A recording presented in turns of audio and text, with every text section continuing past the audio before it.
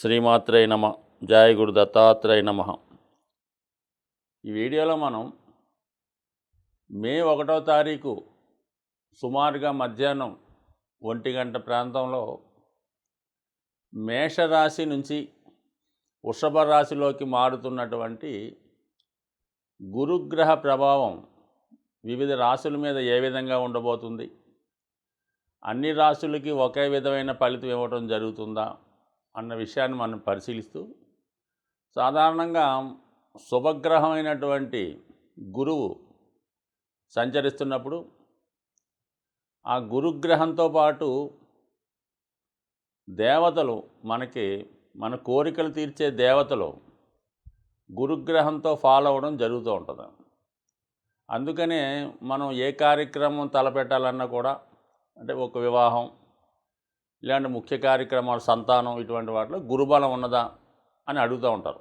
లేదంటే సాధారణంగా కొన్ని ప్రాంతాల్లో మన జ్యోతిష్కుడి దగ్గరికి ఈ జాతకం చూపించుకునే వాళ్ళు వచ్చినప్పుడు, గురువుగారు నాకు గురుబలం ఏ విధంగా ఉంది, ఈ సంవత్సరం నాకు పెళ్ళి అవుతుందా, సంతానం కలుగుతుందా అన్న విషయాలు చాలా పురాతనంగా ఈ గురుబలం కోసం మరి ఆ రాశుల వారికి అనుకూలమైన భావంలోకి ఎప్పుడు వస్తుందా అని ఎదురు చూడటం జరుగుతుంటుంది.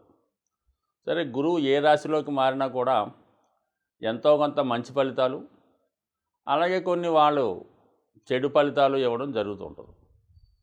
అయితే గురువు రాశి మారినప్పుడు చంద్రుడు ఉన్న స్థితిని బట్టి ఆ గురుగ్రహం ప్రవేశించే రాశులకి కొందరికి గురువు స్వర్ణమూర్తిగాను, మరికొంతమందికి రజితమూర్తిగాను, మరికొంతమందికి తామ్రమూర్తిగాను, మరికొంతమందికి లోహమూర్తిగాను మారడం జరుగుతుంటుంది. గురువు శుభగ్రహం కాబట్టి గురువు ప్రస్తుతం ఈ మేషరాశి నుంచి వృషభ రాశిలోకి మారినప్పుడు చంద్రుడు మకర రాశిలో ఉండగా మారడం జరిగింది. సో ఈ కారణం వల్ల ఏంటంటే కొన్ని రాశుల వారికి, ముఖ్యంగా ఈ మీనరాశి వారికి స్వర్ణమూర్తిగా మారడం జరిగింది. అంటే స్వర్ణమూర్తిగా వచ్చిన వాళ్ళకి పూర్తిగా గురువు తన శుభ ఫలితాలని 100% ఇవ్వడం జరుగుతుంది. అంటే గోల్డ్, బంగారం అని. దాని తర్వాత రజితమూర్తిగా, అంటే అది సిల్వర్, వెండి అనుకుందాం, అది 75% మంచి ఫలితాలు ఇవ్వడం జరుగుతూ ఉంటుంది. దాని తర్వాత తామ్రమూర్తిగా, అంటే అది కాపర్, రాగి కాబట్టి 50% శుభ ఫలితాలు ఇవ్వడం జరుగుతూ ఉంటుంది. అలాగే లోహమూర్తి, అది ఐరన్ కాబట్టి అది 25% ఫలితం మాత్రమే ఇవ్వడం జరుగుతుంటుంది తన గోచార ఫలితాల్లో. సో అయితే అది మళ్ళా పాపగ్రహాలకి రివర్స్ అవుతుంటుంది అన్నమాట. పాపగ్రహాలకి లోహమూర్తిగా ఉన్నప్పుడు అవి ఆ ఫలితాన్ని, ఆ పాపగ్రహాలు మారినప్పుడు దానికోసం మాట్లాడదాం. ఇప్పుడు గురువు శుభగ్రహం కాబట్టి ఈ విధంగా మారడం జరుగుతుంది. అయితే ఇందులో 100% వచ్చిందన్న స్వర్ణమూర్తి వారు బాగా సంబరపడక్కర్లేదు. 25% వచ్చినటువంటి లోహమూర్తి వారు, అంటే మిథున రాశి వారు లాంటి వాళ్ళు మరీ ఇబ్బంది పడక్కర్లేదు. గురువు తను ఇచ్చినటువంటి శుభ ఫలితాల్లో మాకున్నటువంటి అనుభవం ప్రకారం ఒక 10% ఫలితాలు జాతకుడికి ఇచ్చిన అఖండమైనటువంటి యోగం రావడం జరుగుతూ ఉంటుంది.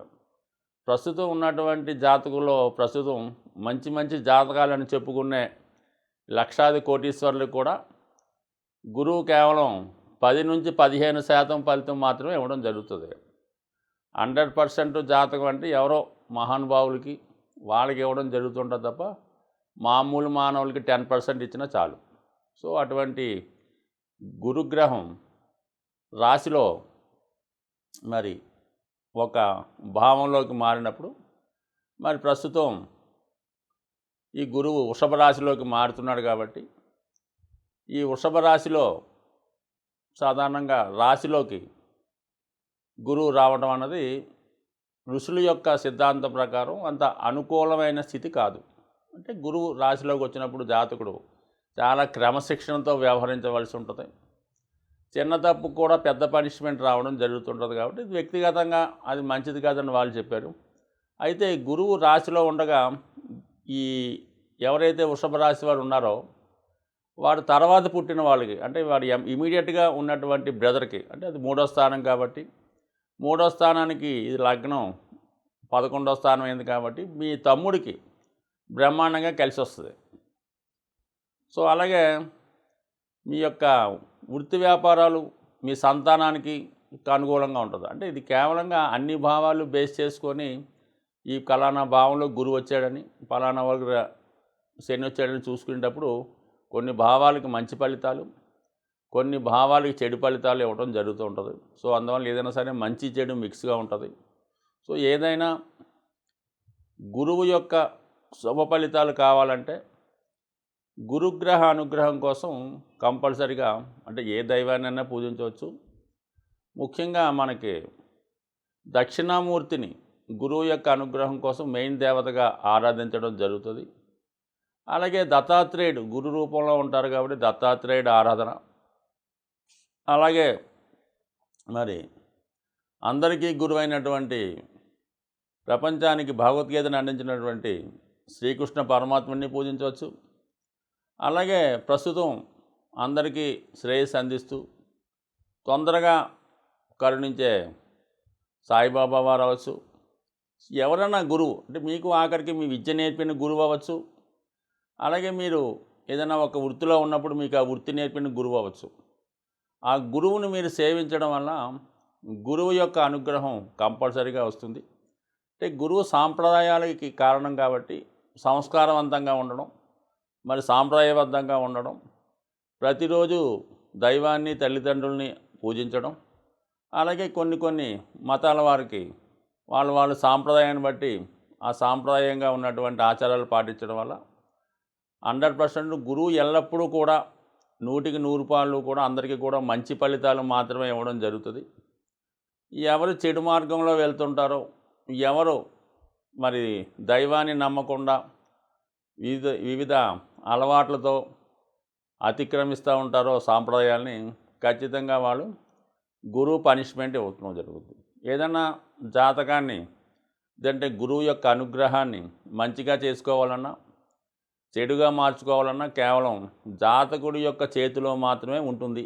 అతని ప్రవర్తన బట్టి, అతని విధి విధానం బట్టి, అతను నడిచే విధానం బట్టి మాత్రమే వాడి జాతకం ఆధారపడి ఉంటుంది తప్ప కేవలం ఇది సూచించే గ్రహాలు, జాతకుడిని నడిపించే గ్రహాలు, వాడి నడకని ఏ విధంగా నడుచుకుంటాడో జాతకుడు ఇష్టమే తప్ప ఇందులో ఈ గ్రహాలు కేవలం నిమిత్త మాత్రంగానే పనిచేయడం జరుగుతుంది. ఈ వీడియోలో మనం గురువు మే 1వ తారీఖు నుంచి వృషభ రాశి ప్రవేశ సందర్భంగా కుంభరాశి వారికి ఏ విధమైన ఫలితాన్ని ఇవ్వబోతున్నారు అన్న విషయాన్ని మనం ఈ వీడియోలో తెలుసుకునే ప్రయత్నం చేద్దాం. మరి కుంభరాశి వారికి ప్రస్తుతం గురువు లోహమూర్తిగా 4వ స్థానంలో ప్రవేశించడం జరిగింది. 4వ స్థానం అన్నది ఏంటంటే మరి ఋషులు మనకి చెప్పింది ఏంటంటే గోచారీత్యా 4వ స్థానం అన్నది అంత అనుకూలమైనటువంటి స్థానం కాదు. ఈ 4వ స్థానంలోకి గురువు వచ్చినప్పుడు మహాభారతంలో పాండవులు జోదం ఆడటం వల్ల తమ రాజ్యాన్ని, సర్వస్వాన్ని కోల్పోవడం జరిగింది. ఇది పురాతన తమిళ గ్రంథంలో రాసిన విషయం తప్ప ఇది నా సొంత కవిత్వం అయితే కాదు. అంటే వాళ్ళు ఏం చెప్పారంటే ఈ విధంగా జరిగింది కాబట్టి 4వ స్థానంలో గురువు ఉండగా ఈ స్పెక్యులేషన్ జోలికి వెళ్ళొద్దంటున్నారు. ఈ జోదం అంటే పేకాట, షేర్ మార్కెట్టు, ఏమైనా కొని అమ్మటాలు, అటువంటి విషయాల్లో చాలా జాగ్రత్తగా వ్యవహరించండి. అలాగే భూములు, గృహాలు, అంటే ఆస్తి అంటే అది రాజ్యం అంటే అదే కదా, కోల్పోయే ప్రమాదం ఉంది కాబట్టి కొంతవరకు ఏదన్నా ఇటువంటి విషయాల్లో జాగ్రత్తగా వ్యవహరించండి. నేను ఆస్తి అమ్ముకోవాల్సి రావచ్చు.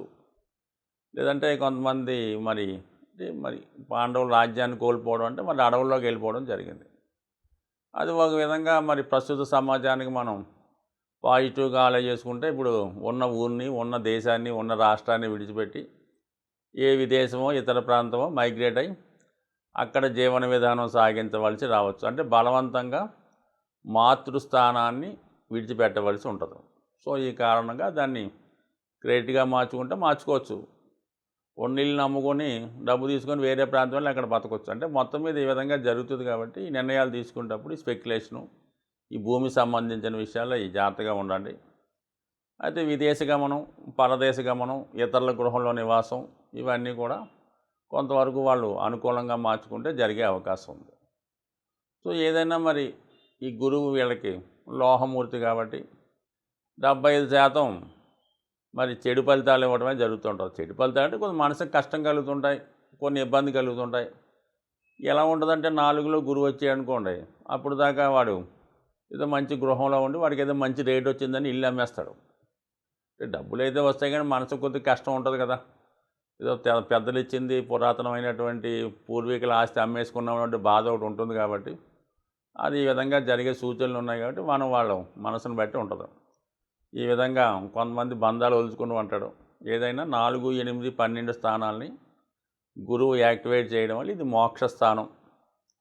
ఇది విద్యార్థులకి, ఉద్యోగ అన్వేషణ చేస్తున్న వారికి, విదేశ ప్రయత్నాలు చేసుకుంటే ఖచ్చితంగా అక్కడ వాళ్ళు సక్సెస్ కాగలరు. అలాగే కొద్ది వయసులో పెద్దపడిన వారు, వృద్ధులు అనుకుందాం, వాళ్ళు మరి ఏదన్నా ఆశ్రమంలో మరి వాళ్ళ శేష జీవితాన్ని గడపడం కానీ, ఏదైనా ఒక ఆధ్యాత్మిక కేంద్రంలో దేవాలయానికి దగ్గరగా జీవన విధానం సాగించడం కానీ, మరి కొంతమంది ఈ రిటైర్డ్ పీపుల్ లాంటి వాళ్ళు ఎవరన్నా పెన్షన్ గట్రా వస్తుంటే వాళ్ళు మరి ఏదన్నా పిల్లలకి ఆస్తి ఏమన్నా ఉంటే పిల్లలకి రాసేసి వీళ్ళు ఒక ఓల్డ్ ఏజ్ హోమ్లో ప్రశాంతంగా నెలకు ఒక 50,000, 60,000 కట్టి హాయిగా జీవించవచ్చు.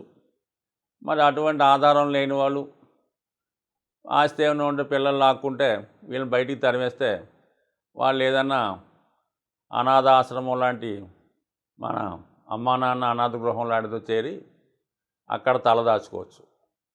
సో ఏదైనా వాళ్ళు గతంలో చేసినటువంటి పనులు బట్టి ఇప్పుడు ఈ గురువు 4వ స్థానంలో ఉండడం వల్ల అయితే కొన్ని ఇష్టపూర్వకంగానే కొన్ని జరుగుతుంటాయి, కొన్ని బలవంతంగా జరుగుతుంటాయి. సో ఏదైనా పరదేశ గమనం, పరగృహ నివాసం, పరుల ఇంట జీవన విధానం సాగించడం, ఈ విధంగా అది ఎలాగనుకున్నా అలా ఉంటుంది. అనేక మంది అవకాశం ఉన్నా కూడా వాళ్ళ ఇంట్లోనూ లేదంటే ఏదన్నా టెంపుల్లో భోజనాలు పెడితే అక్కడ, ఏదైనా సంతర్పణలు జరుగుతుంటే అక్కడ భోజనం చేస్తుంటారు.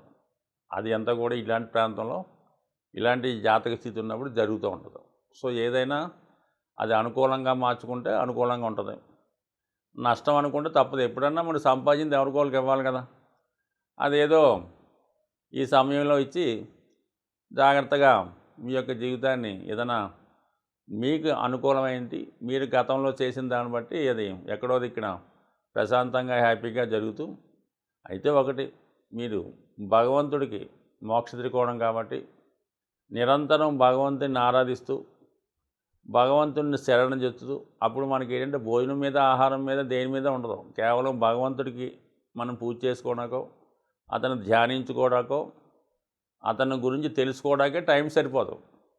ఆ విధంగా కాలక్షేపం చేస్తే వాడు ఖచ్చితంగా మరి మోక్షాన్ని పొందుతాడో, ముక్తిని పొందుతాడో, భగవంతుడు అనుగ్రహం పొందుతాడో వాడు చేసుకునే నిర్ణయం బట్టి ఉంటుంది. స్వస్తి.